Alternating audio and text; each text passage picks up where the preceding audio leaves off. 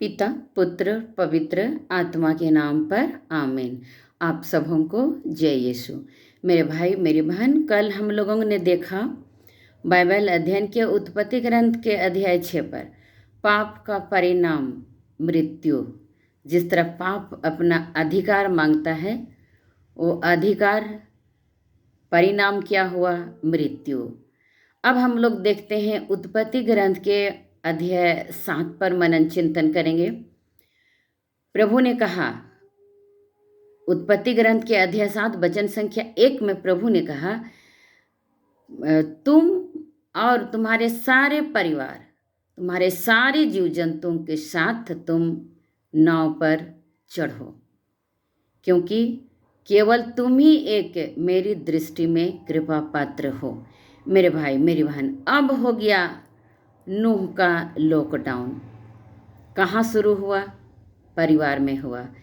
किनके साथ? जीव जंतु और अपने परिवार के साथ उनका लॉकडाउन शुरू हो गया। हालेलुया। अब हम लोग देखते हैं अध्याय 7 के वचन संख्या 16 में प्रभु ने नूह से कहा, और नूह उनकी आज्ञा का पालन किया, और बाहर से प्रभु ने उनके दरवाजा को बंद कर दिया। इसका मतलब प्रभु नूह के परिवार पर अधिकार लिया। ईश्वर को धन्यवाद। कितने दिनों का? 1 साल 10 दिन तक का लॉकडाउन नूह का शुरू हो गया, और उसके लॉकडाउन पर प्रभु ने अधिकार लिया। ईश्वर को धन्यवाद। हम लोग बाइबल में पढ़ते हैं मेरे भाई मेरी बहन, अय्यूब का भी लॉकडाउन हुआ। कहाँ पर हुआ? घर में हुआ। किस स्थिति में? खराब स्थिति में हुआ, और उनके शरीर पर पूरे घाव पीप, और इस खराब स्थिति में वो घर से नहीं निकल पाया, उसका भी लॉकडाउन हुआ। अब हम लोग देखते हैं और एक जन का लॉकडाउन हुआ है, वो है यीशु मसीह का। मत्ती के सुसमाचार अध्याय 4 में हुआ। कहाँ पर हुआ? मरुभूमि में। और अब हम देख रहे हैं मरुभूमि में प्रभु अकेला कितने दिनों तक? 40 दिन और 40 रात का उनका लॉकडाउन शुरू हो गया। ईश्वर को धन्यवाद। मेरे भाई मेरी बहन, हम लोग देखते हैं उत्पत्ति ग्रंथ के अध्याय 8 के वचन संख्या 1 में ईश्वर ने नूह और उसके परिवार, उनके जीव जंतुओं पर, पशुओं पर उनका ध्यान रखा। मतलब प्रभु की नज़र में नूह का परिवार था। ईश्वर को धन्यवाद। हम एक वचन लेंगे मेरे भाई मेरी बहन, स्तोत्र ग्रंथ के अध्याय 33 वचन संख्या 8 में। वचन क्या कहता है? प्रभु का दूत अपने भक्तों पर डेरा डालता है और उन्हें सब प्रकार की विपत्ति से बचाता है। ईश्वर को धन्यवाद। हालेलुया। प्रभु के भक्तों को किसी चीज़ की कमी नहीं है। सचमुच में मेरे भाई मेरी बहन, हम लोग देखते हैं, अब सवाल उठता है, लॉकडाउन पर किसका हाथ था? हालेलुया। लॉकडाउन पर नूह के समय में पाप का हाथ था। पाप के कारण पूरे संसार में पाप बढ़ता गया। उसका परिणाम क्या हुआ? मृत्यु। अय्यूब के जीवन में जो लॉकडाउन हुआ अय्यूब का, किसका हाथ था? शत्रु शैतान का हाथ था। और हम लोग यीशु मसीह को देखते हैं, यीशु मसीह के ऊपर किसका हाथ था? पृथ्वी पर के लोगों का पाप के आचरण के कारण प्रभु यीशु को अपने आप को तैयार करने के लिए 40 दिन और 40 रात उनको निर्जन प्रदेश में बिताना पड़ा। हालेलुया। अब एक सवाल उठता है मेरे भाई मेरी बहन, लॉकडाउन से क्या मिला?